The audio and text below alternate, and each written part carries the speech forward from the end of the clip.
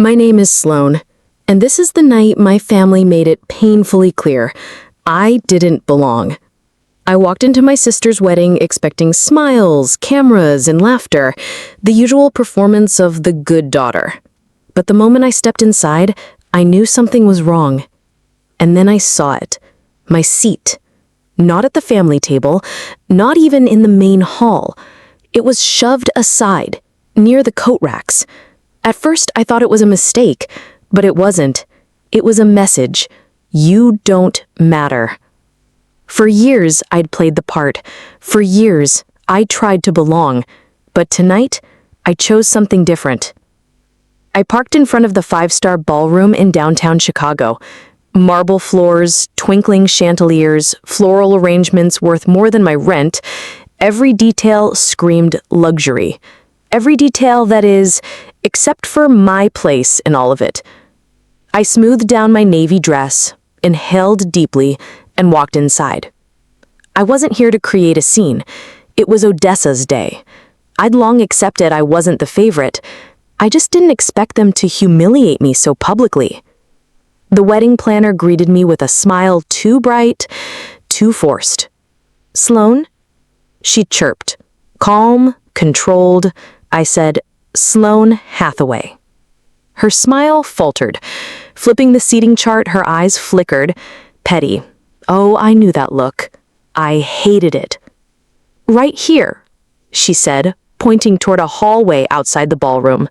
"Your table." I blinked. A hallway. Not even a distant table inside the main hall. An afterthought. I scanned the main seating chart. Vivian and Harold, my parents, front row, next to the bride and groom, Odessa's closest friends, Dominic's relatives, even his co-workers' partners, all seated inside. Me?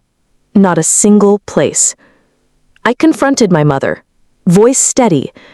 "Mom, my seat, it's in the hallway." Her dismissive hum was sharp.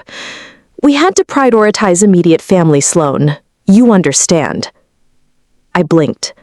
Immediate family? I am immediate family.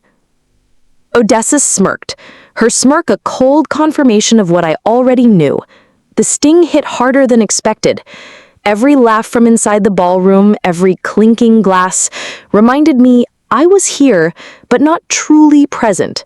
I was invisible, just like I'd been for years.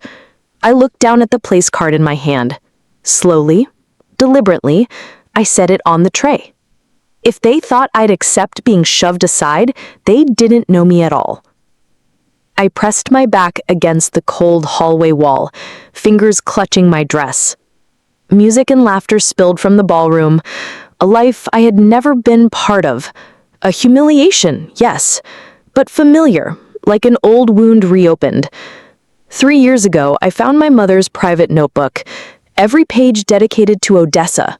Birthdays, achievements, every favorite thing. Not a single note about me, like I had never existed. That's when it hit me. I had always been alone in this family. Now, in the present, the sound of Odessa's laughter cut me down. My chest tightened. Message received. I inhaled, stepped toward the ballroom, and caught sight of Dominic. He wasn't celebrating. His eyes were searching, hesitating, and then they landed on me. "Sloan," he said, calm, even, yet heavy. A single question broke the tension. "Does your sister ever talk about me differently when I'm not around?" I glanced at him, the hallway echoing with distant music. I could have lied. I could have shielded him, but I remembered my seat, Odessa's smirk, my mother's dismissal. I looked at Dominic, and I said nothing. Sometimes silence speaks louder than words. Then Celeste appeared, Dominic's mother, her eyes sharp and calculating. She handed him his phone. Messages. Brutal, petty, cruel messages from Odessa. Mocking, manipulative, rehearsed. The man she claimed to love, her family, everyone around her, it was all a game. Dominic's grip tightened around the phone. Celeste's words cut deep. "Your wife-to-be has been planning to control you from day one." We were ushered into a private lounge. Odessa's world, always pristine, was starting to unravel. Vivian tried to smooth over the chaos.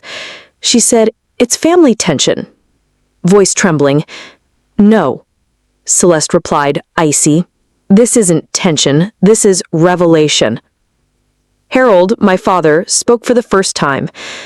"You've protected Odessa her whole life. Look at what it's turned her into." I felt it. The shift. My father chose me. For the first time, truly. Odessa tried to deflect, tried to accuse me. "You're jealous." But I didn't flinch. I didn't argue. I stated the truth. You manipulate, you lie, you take, and when things go wrong, you blame everyone but yourself. Her world started cracking, and everyone in the room saw it. Her panic, her fury, her unraveling, the golden child, finally exposed. Dominic, silent, stepped forward and produced the final blow. A divorce filing, 1 month before the wedding. Odessa froze. The room gasped. Her perfect image, meticulously curated for years, shattered in an instant. No one stood with her, not her mother, not her husband, no one. And I stepped forward, not out of cruelty, not out of pity, but to state what needed to be said. You spent your whole life making me feel invisible. Look around, Odessa. You're the one no one sees anymore. Her smirk faltered. For once she had no control. The laughter, the whispers, the ballroom, none of it mattered. I turned, walked out. No speeches, no drama, just a final quiet decision. Freedom awaited beyond the doors, and for the first time in my life, I chose myself. A week later, the fallout came. Vivian apologized, Odessa disappeared, and I realized I didn't need their approval anymore. I had learned the most important lesson. Family isn't blood, it's respect. It's knowing your worth. Sometimes the strongest thing you can do is walk away. Not every story ends with closure. Not every wound heals. But choosing yourself, that's survival.